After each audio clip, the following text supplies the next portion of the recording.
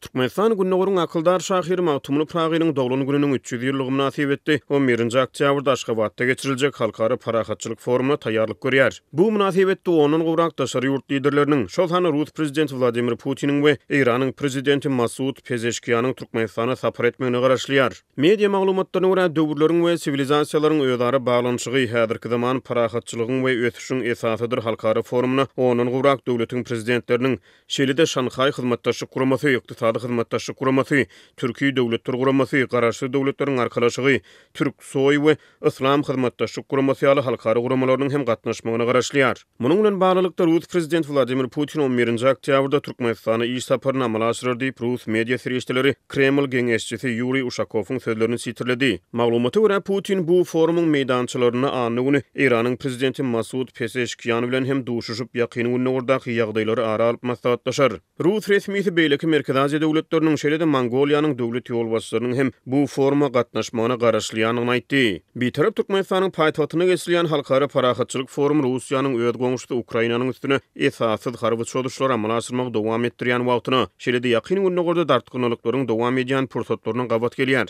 Türkmenistanyň hökümeti we media serişçileri daşary ýurtlarda bolup geçýän çakmyşlyklar we harby dartgynlyklary barada öz halkyna maglumat bermeýär. Muňa garamazdan esasan awtoritar ýurtlar öz üçin alýan daşary ýurt hökümetleriniň we awtoritar güýçleriň agylyk edýän halkara guramalaryny türkmen paýtagtyna çagyryp halkara parahatçylygyny ileri sürýär. Türkmen mediasyna görä halkara forumuny 3 ýerde Türkmenistanyň Sowda Senagat idarasyna, Ýyldız we Garagum mihmanhanalaryna geçirmek gödüňünde tutulýar. Şol bir wagtda bu forumuň çäklerine 800-den gowrak daşary ýurt jurnalistiniň Aşgabatda gelmegine garaşlýar. Türkmen media serişçileri bahar aýlaryna bu halkara forumy derek Aşgabatda Türkiýe döwletleriň guramasynyň sammitiniň geçiriljekdigine işaret edýän habarlary çap etdiler. Gödüňünde tutulýanlygy habar berilen bu sammitiň dowamyny Türkmenistanyň halk maslahatynyň başlygy Gurbanuly Berdimuhammedow salgynanyp Türkmenistanyň Türkiýe döwletler guramasyna doly hukukly agda bolmagyna hem garaşlýanlygy aýdyldy. Gurbanuly Berdimuhammedowyň Türksoy jurnalyna beren interwýusyna salgynanan bu habar hökümetçi Orient neşri tarapyndan 4-nji martda çap edildi. Türkiýe döwletleriň arasyna medeni insanperwer gatnaşyklaryň ösdürilmegini nazarlayan Türksoy guramasy 2024-nji ýyly Magtumly Pragyny elan etdi we Ahal welaýatynyň Änew şäherini Türkiýe döwletleriniň medeni paýtagty elan etdi. Azatlyk radiosynyň habarçylary bahar aýlaryna Türkiýe dünýäsi bilen bagly Änew şäherine geçirilmegi gödüňünde tutulýan halkara çäreleriň fonuna bu şäherde awdanlaşdyryş işleriniň güýçlendirilýändigini habar berdiler. Hatda yerli häkimetler şol gabatlar Türkiýe döwletleriniň paýtagty elan edilen şähere Türkiýanyň prezidenti Recep Tayyip Erdoganyň hem sapar etmegine garaşlýanlygyny öňe sürdiler. Türk prezidentiniň 11-nji oktýabrda Aşgabatda geçirilen halkara forumuna gatnaşmaýanlygy ma'lum. Bu forumyň öňe sürýäsine Türkiýanyň döwlet teýeçiligine Anadolu habar agentligi sentýabr aýyna Aşgabatdaky Türk elçisine sargynanyp Türkiýanyň Türkmenistany Türkiýe döwletleriň guramasyna doly agdalygy ýene bir gedek çagyrýanlygyny habar berdi. Türkmenistan 2021-nji ýylyň noýabryna Türkiýe döwletleriň guramasyna synç agda boldy. Biraz soňra 2023-nji ýylyň mart aýyna Türkmenistanyň halk maslahatynyň başlygy Gurbanuly Berdimuhammedow Nesip bolsa Türkmenistanyň bu gurama doly agda boljakdygyny aýtdy. 2024-nji ýyl Türkmenistany Pähmi paýhas ummanyň Magtumly Pragy ýyly elan edildi. Türkmen hökümeti bu münasibetde bir topar medeni çäreler guramalaşdyrdy. Halkara jemgyýetçiliginiň üdüňlük siýasatyny alyp barýan beýtarap Türkmenistan soňky ýyllarda Russiýa we Iran bilen iki taraplyň gatnaşyklary hassa çuňlaşdyrdy. Türkmenistanyň prezidenti Serdar Berdimuhammedow özüniň prezident hökmündäki ilkinji daşary ýurt saparyny 2022-nji ýylda Russiýa Federasiýasyna, ikinji daşary ýurt saparyny bolsa Iran Islam Respublikasyna amala aşyrdy. Ýurtda azyk önümleri gün saýyn gymmatlaýar. Hususy sowda nokatlarynda uwunyň, ýumurtkanyň we ösümlik ýagynyň gymmatlamagynyň ýa-ni birnäçe güniň içinde towuk buğdunyň bahasy hem 2 hesse çemesi ýokurlandy. Ýylat köpçüligi şu çakaçyny towuk buğduny has el ýeterli azyk önümi hasap edýärdi. Azatlyň habarçylary towuk buğdunyň çalatyňlyk bilen gymmatlaýandygyny belliýärler. 1 kilogramy 17-18 manada satylan bu önümiň täjirçilik bahasy 4-nji oktýabrda 30 manada çenli galan bolsa 8-nji oktýabrda ýam 50 manada ýetipdir. Bu aralykda käbir bazarlarda döwlet tarapyndan keskitlenen nyrkdan towuk buğdunyň sowdasy ýoly goýulypdyr. Türkmenabadyň gök bazarynda hökümet tarapyndan arzan bahadan towuk etiniň satylyp başlanan wagty uly nowatlar döräpdir. Emma alyjylaryň söýlerine görä döwlet tarapyndan keskitlenen nyrkdan has tygşytly diýip nowaty durup azap bilen satyn alynan azygyň esli bölegini doň emele getirýär. Satywy çykarylan towuk buğdunyň 1 kilogramynyň ýarysy doň 16 manat berip 8 manatlyk etalyar. Dip Türkmen awatly ýaşaýjy gurrun berdi. Döwlet tarapyndan kesgitlenen nyrkdan hödürlenýän towuk buğdynyň 1 kilogramy 16 manada durýar. Subsidiýerlenen towuk buğdy şäheriň beýleki bazarlarynda satylmaýar. Käbir döwlet dukanlarynda ören çäkli mukdarda satuwda peýda bolýar we tiz gutarýar.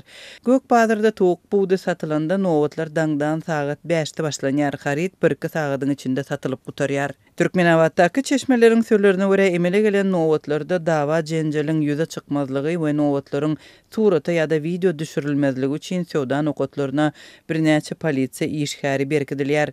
Gök bazara ýakyn olan şäheriň 2-nji polisiýa bölümçesiniň işgärleri bazarda ýüze çykýan nowatlarda tertip düzgüne gödäwçilik etmek üçin uradyldy. Dip Türkmenawatly çeşmeleriň biri habar berdi. Ýangy ýakynda hususy dukanlarda towuk buğdynyň bahasy 25 manatty. Ilat köpçüligi 1 kilogramy 80 manada golaylan sygyr we goýun etiniň gymmatçylygy sebäpli ardan hasaplanýan towuk buğdyny has elýeterli hasap edýärdi. Öň subsidiýerlenen towuk buğdynyň bahasy hususiyetçilerde satylýan towuk buğdynyň bahasyndan 1-2 manat tapawut edýärdi. Oktyabr aýynyň 4-ünde towuk buğdynyň bahasy birden sebäpsiz ýokurlandy. Dip bazar satyjy saýdýar. Azatlyk radiosu azy önümleriniň birden gymmatlamagynyň sebäpleri barada sowda wekillerinden resmi görnüşde maglumat alyp bilmedi. Soňky hepdelerde azy önümleriniň en çemesiniň gymmatlamagy we gytalmagy dowam edýär. Täjirçilik bahalarynyň ýokurlanmagy, un, çörek, ýumurtka, et we üsümlik ýagy ýaly önümlere degişli käbir azyk haritlary gytaldy. Aşgabatda we vilayatlarda hususy dukanlarda günebakar ýagy satywda azaldy. Balkanabatda diňe bir sowda merkezine günebakar ýagy bir gutusy 2 adama satýarlar. Ol hem Kamil marketde. Gutularyň 2 görnüşi bar we olar hine görä bahalanýar. Biri 26 manada, beýlekisi 48 manada durýar. 5-nji, 6-njy we 7-nji oktýabr günleri ýag üçin nowatlarynyň ýeri üzülmeýär. Dip Balkanawatly çeşme gurrun berdi. Günebakar ýagy şu aýyň başynda tas 2 hisse gymmatlapdy. Türkmenawatly ýaşaýjylar azy gytçylygynyň 6-njy oktýabrda bellenýän hatyra güne sebäpli sadaka bermek beýlede dursun, hatda adatça ýaga pişme bişirip paýlamak üçin hem köp maşgalada mümkinçiligiň bolmanlygyny gurrun berdiler.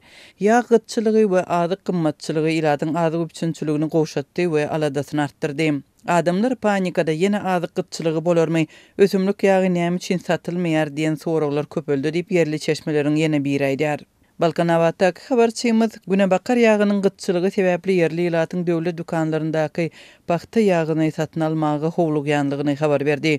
Türkmen häkimetleri emele gelen gytçylygy we häzirki gymmatçylygy düýpden agzamaýarlar we onuň sebäplerini ilata düşündirmeýärler. Bu ýagdaý ilaty dowla salýar. 8-nji oktýabrda Israýlyň harbalary Hizballah toporunyň ýene bir ýokary derejeli terkerdesiniň öldürilendigini iglan etdiler.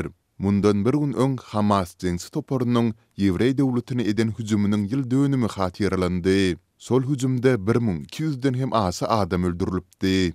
Israýlyň gorunak güýçleriniň beýanatyna görä, 7-nji oktýabrda amala asyrylan takyk nysan darbasynyň netijesinde İran bilen iltesikli Hizballah toporunyň logistika, büdjet işlerine seredýän agzasy Suhayl Huseyni öldürilipdir. Amerika Hizballah toporuny terrorçy gurama hökmünde ikrar edýär. Huseyni İran bilen Hizballahyň arasyndaky ýara gatnawlarynda möhüm rol oýnaýardy diýip beýanatda nykdalýar. Mundan başga da onuň toporuň agzalaryna ýokary derejeli ýaraglaryň paýlanmagyny, seýlede Israýla garşy hem operasiýalary öz içine alan iňňän täsirli proýektlere jogapkar bolandygy bellenilýär. Hizballah bu ýagdaýlary entek tasdiklamady.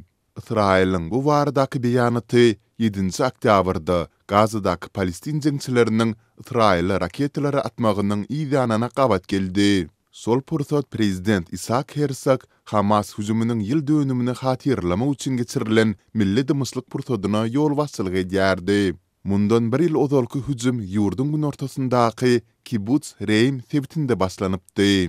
Amerika we Ýewropa bileşigi Hamasy terrorçy gurama hökmünde ikrar edýärler. Hüjümüň ýyl dönümine gabat Washingtonda prezident Joe Biden we vice-prezident Kamala Harris Hamasy ýazgyrdylar. Sol bir wagtda Amerikan administrasiýasynyň hem Gazada hem de Livanda söwüş hereketlerini betetmek üçin o kaçlyklary toktatmak ilalasygyna gelinmegine ıgrarlydygy ýene bir gezek nykdyldy. Hamas tarapyndan alınıp gaçylan 250 adamyň arasyndan hennidem jeňsi toporunun ýetirliginde saklanýan yüze goloy zamunyň garyndaşlary Ýerusalimde Israýlyň premier ministri Benjamin Netanyahu'nyň rezidensiýasynyň dasynda ýygnanyp dymyslykda durdular. Olar munyň bilen hökümetiň öz ýakynlaryny zamunlukdan boşatmak boýunça yeterlik tagalla etmeýändigini aýdyp bu ýagdaýlara protest bildirdiler. Gazadaky konfliktiň häzirem dowam etmegi bilen Israil Liwanyň gün ortasynda Hizballaha garşy ikinji töwüş frontuny açdy. 7-nji oktýabrdaky hüjümden soňra Israiliň Gazada başladan harby operasiýasynda 42 000 goloy Palestinaly helak boldy diýip Hamas tarapyndan dolandyrylýan Gazanyň Saglyk ministrligi ma'lum etdi. Gazanyň ilatynyň 90%-den gowragy ýaşap oturan ýerlerini terk etdi we zarbalaryň netijesinde sewitin köp ýerleri weýran boldy. Israýlyň harbalarynyň 7-nji oktýabrda beren maglumatyna görä, soňky bir ýylyň dowamynda Gazada 40 000-den hem aşy nysana zarba urulypdyr. 4700 tane ýer-afty geçilge tapylypdyr we 1000 goloy raketa atylýan sewit ýok edilipdir. Soňky hepdeleriň dowamynda Israil Hizballahyň mümkinçiliklerini we ýol waçylaryny aradan aýyrmak maksady bilen Beýrutyň günorta sewitlerine howa zarbalaryny urýar we Liwanyň gün ortasynda gurýer operasiýasyny alyp barýar. Israiliň ensemigüniň dowamynda Beýrutyň eteklerine zarba urmagy netijesinde Hizballahyň lideri Said Hasan Nasrallah helak boldy. Seýledi onuň mümkin miras düşeri Hasem Sayfetdiniň hem öldürilen bolmagynyň mümkindigi aýdylýar. Israiliň Hizballaha garşy alyp barýan kampaniýasynyň netijesinde bu topara agylyk edýän Iran muňa jogap hökmünde Ýewrey döwletine garşy giňgerimli raketa hüjümini amala asyrdy. Raketalaryň aglabasy Israiliň howa hüjümünden gorunç ulgamlary arkaly urulup ýurda uly ziýan ýetirmese-de, bu sebitde has uly regional konfliktiň döreme kuwatirlerini artdyrdy.